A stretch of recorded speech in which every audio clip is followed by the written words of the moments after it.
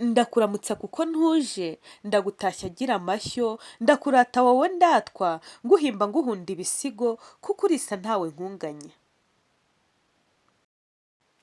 Uraho musare usumba ibisonga, uraho ntore itonesha abato, uraho muhanga w'ubwenge bwose, uraho gihangange turata twe twese, uraho nganje igandaye mu mitima yacu.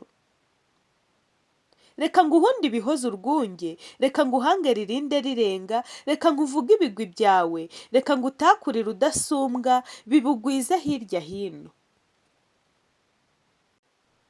Ufite ubuhanga urusha abahanga, ufite impano ntuduhana, ufite intego uturema neza, ufite urukundo rudukwira twese, ni wowe uduhanga tukagira ejo heza. Uraho muremye urema ubuhanga, uraho muhuza uhuza umuntu, agahura n'ubumenyi akamenya byose, akaba umunyabwenge akagaba amashami, hirya hino hakagwira intiti. Umurezi n'uyu ashimwe hose, agenerwa ibyiza arindwa ibyago, arinzwe ahaga. Yego uwiga araruta uwanga, utanga ibyigwa agorora ibyanze, akwiye ishimwe murezi ikezwa.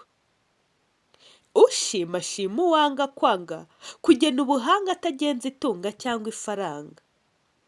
Niwe muhanga utanga umwanya, akarera umwana wese nk'uwe, intsinzi yose ikamugwa neza. Umurezi n'uyu we mutima ukunda, we muti uvura ahatajya ikinini hakava intiti. Muri hehe se nyange ngo musange izi ntore? Nimusizane bwangu tumusanganize ubwira n'amakuta ibihumbi. Nta gihembo cyera mbona cyiza kingana wowe, uri indashyikirwa mu bakora, ni wowe uduhanga tugahama, tugushimiye twirekuye, tukuragije Imana murezi mwiza, tukuziho byinshi byiza, ibyo waduhayemo impamba nibyo bitugize abo turibo. Uguma ku ruhembe kuko uhumbije twazima, komeza urerere isi, tugukunda bizira urumamo. Mwarimu